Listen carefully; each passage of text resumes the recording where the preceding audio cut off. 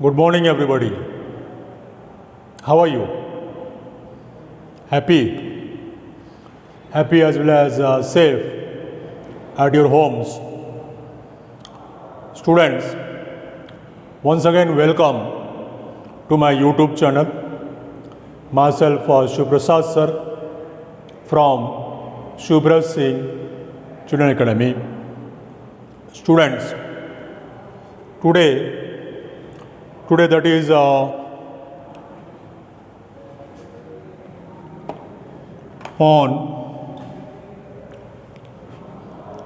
22nd. Today is 22nd September 2020. Today in our 12th economics lecture, as we have already started chapter number 4, that is government budget and the economy.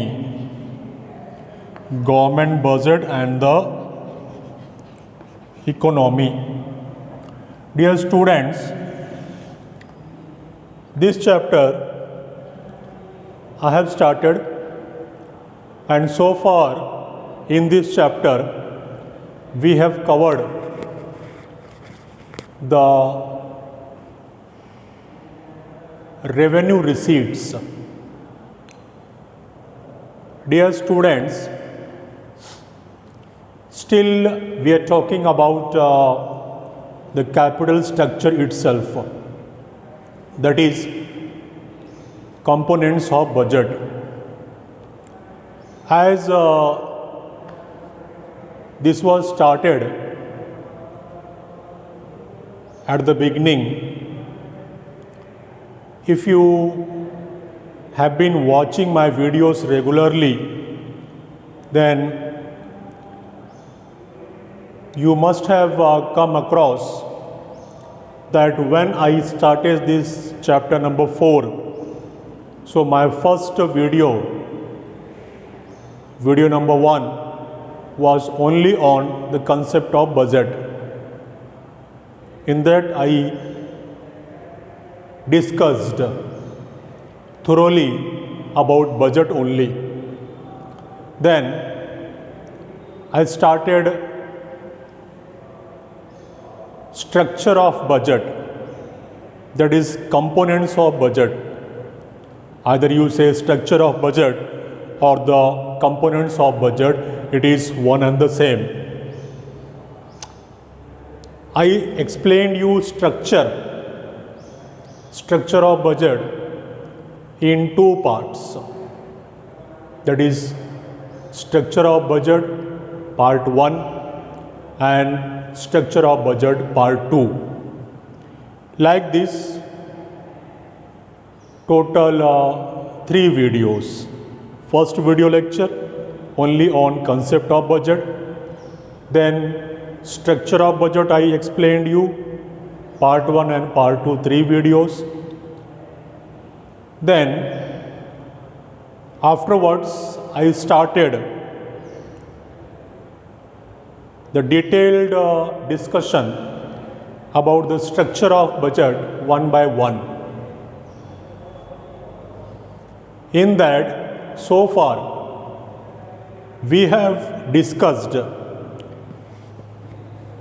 about revenue receipts. You must be recalling that when we say structure of budget, so structure of budget means main 2 parts. Structure of budget or the components of budget is classified as number 1, budget receipts or budgetary receipts. Second, budget expenditure or budgetary expenditure. Like this, two parts, two main parts of the government budget.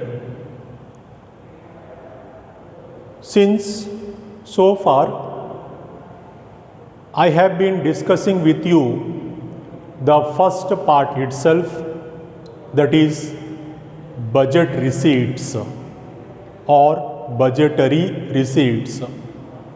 In budgetary receipts or budget receipts, there are the classifications or two subheadings. It is, or we can say that budget receipts are further classified as revenue receipts and capital receipts. Those students, those who could not listen yet properly, for them once again I am going to repeat. Listen it very carefully, because it is not that much confusing which you have yet till now experienced. What happens that while reading from books, the students get confused in this. So don't create any unnecessary confusion. Just listen to me how I am saying. My first video was when I started this chapter number 4. It was about the concept of budget. Got it? There you learn the detail about the detail, means thoroughly we discuss what is budget. First video. Second video, I started structure of the budget. That I discussed in two parts, part 1 and part 2. 3 videos total. Then next, now over here, try to understand once again the structure of budget. Budget is classified in main two parts, budget receipts and budget expenditure. Still, we are in the first part itself, that is budget receipts. When we say that budget receipts, there we are having revenue receipts and capital receipts. In the last video lecture, I had covered revenue receipts. So today we are going to discuss capital receipts.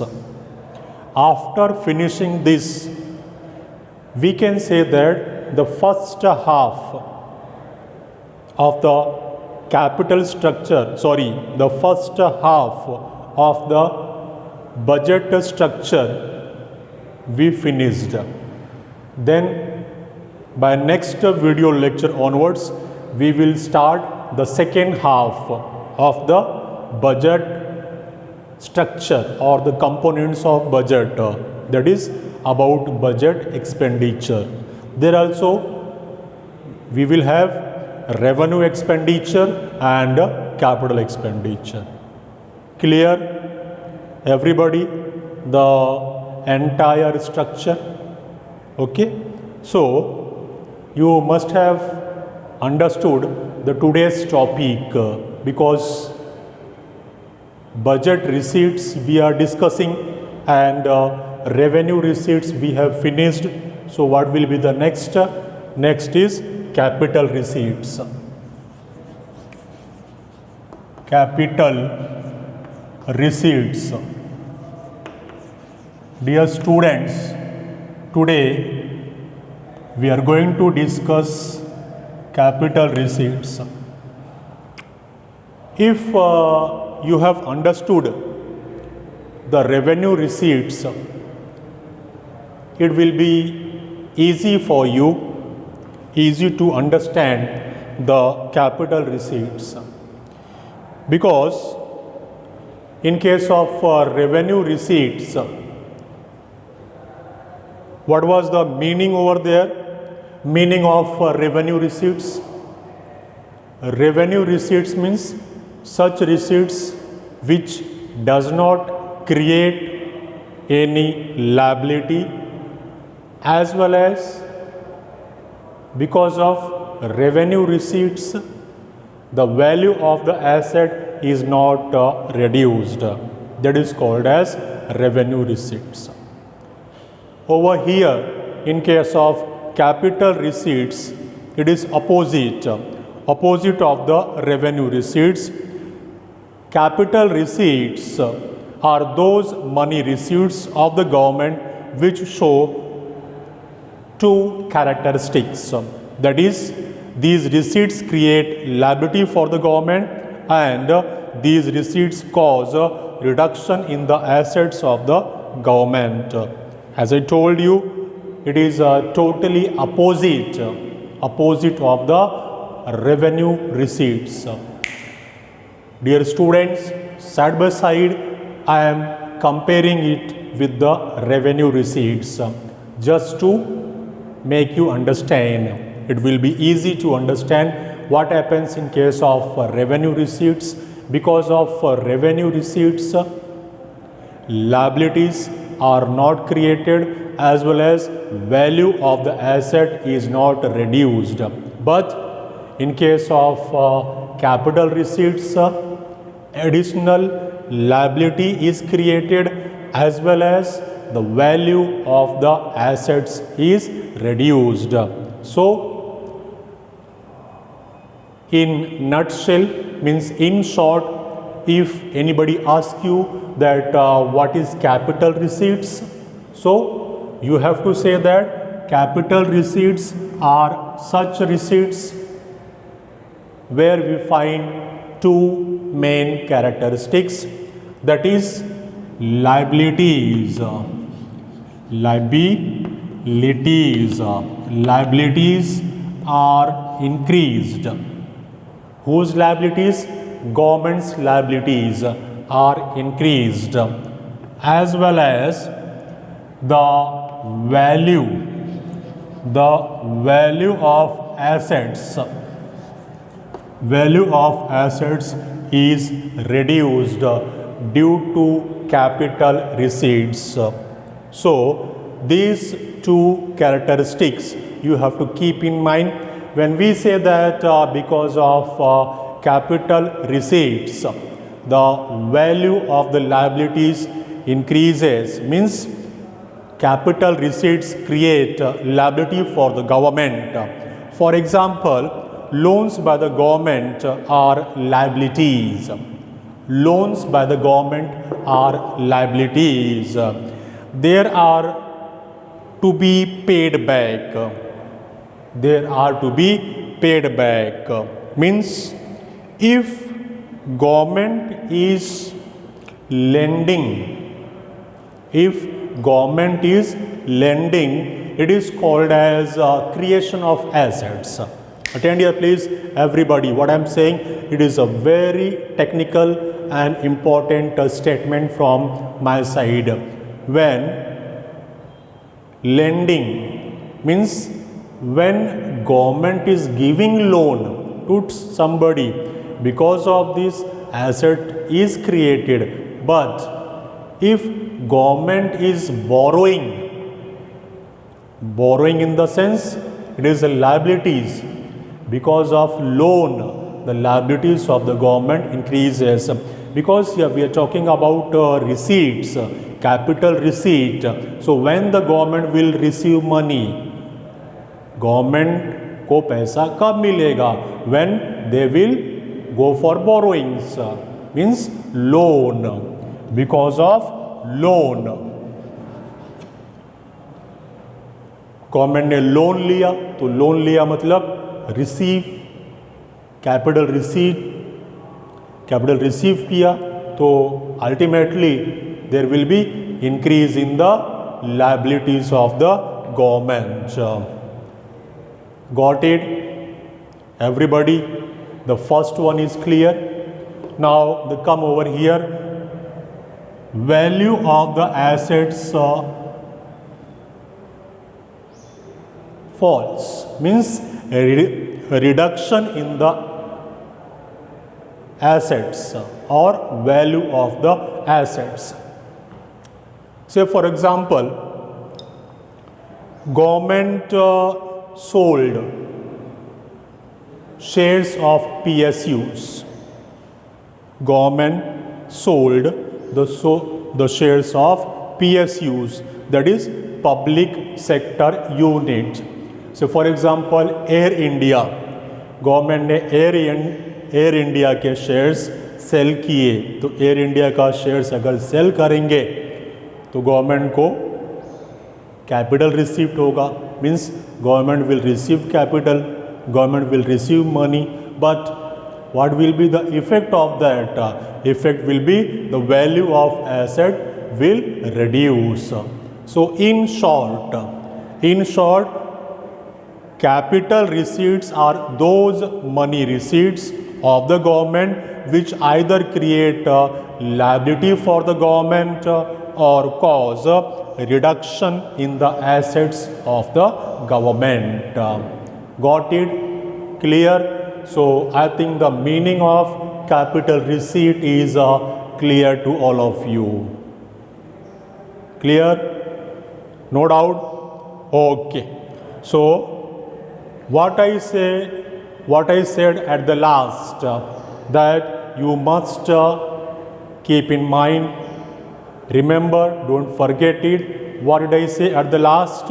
In short, capital receipts are those money receipts of the government which either create liability for the government or create a reduction in the assets.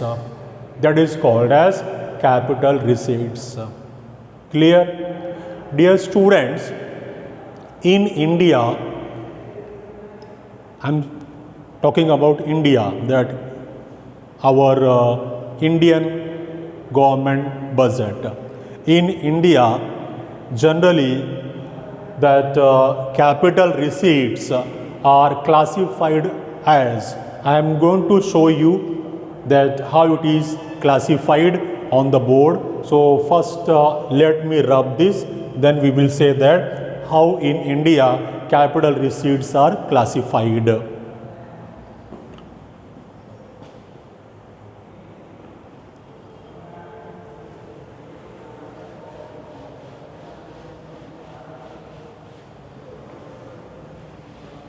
It is classified as recovery of loans, borrowings and other liabilities,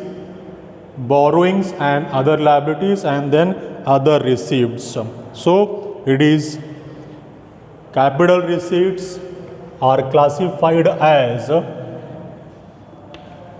recovery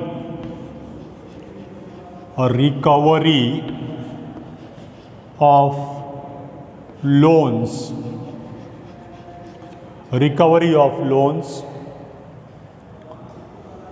and second, borrowings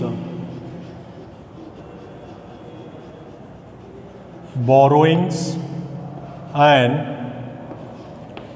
other liabilities.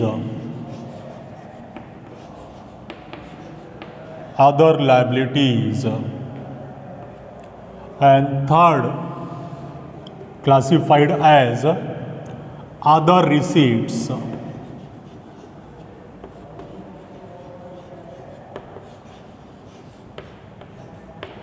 So dear students, as I told you that in India capital receipts are classified as recovery of loans, borrowings and other liabilities, and third one is other receipts. So let's discuss one by one. That is recovery of loans. The government, that is central government, offers loans. Here we are saying recovery of loans. So I'm giving you the example that central government offers loans to the state governments, and when that loan is recovered by the central government, it is termed as capital receipts for the central government. Borrowings and other liabilities, clear cut it is mentioned over here. Borrowings means government is going to borrow. Government will borrow from whom? Either the government will borrow from general public by issuing different government bonds, government securities, or the government will borrow from RBI, that is Reserve Bank of India, or government will borrow from externally, that is rest of the world. So that also is the example of capital receipts, because when government will borrow, government will obtain loan either from public or from RBI or from rest of the world. It is capital receipts. Other receipts in the sense, here we talk about, here we can give the example of disinvestment. This third one, other receipts, disinvestment. Investment का उल्टा disinvestment, जिसको हिंदी में बोलते हैं निजीकरण। आजकल आप बहुत सुन रहे होंगे न्यूज़ में that our finance minister Sitharaman, the BJP government led by mister Narendra Modi, they are going for privatization of many PSUs, that is public sector units or the government enterprises. What does this mean exactly? This means that the government will sell the shares of the public enterprises or the government enterprises, or it is called as public sector units. So shares will be sold to the private parties, private companies. So what will happen? The ownership will change. Today it is public, then it will become private. That is called privatization or निजीकरण. Anyway, इसमें main बात क्या है? Government shares cell करेगी, shares cell करी तो government को पैसा मिलेगा, capital receipts.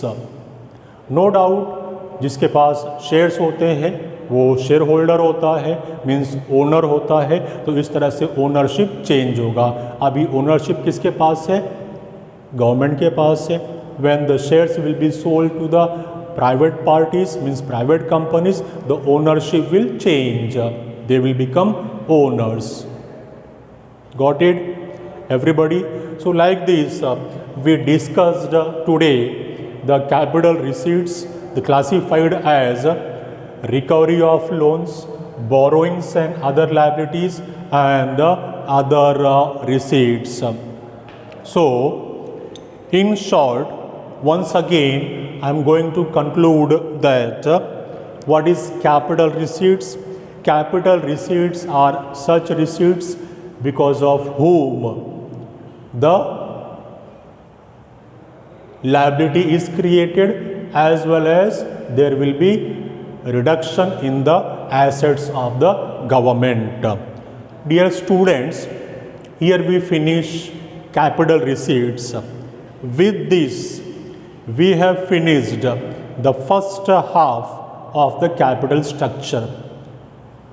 Why I am saying first half? Because when we say that, that budget structure, when we say that budget structure or components of budget, it is classified as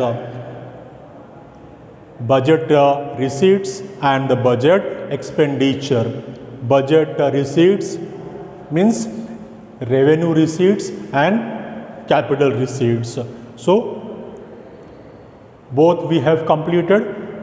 Revenue receipts in the last video, and in this video we have completed the capital receipts.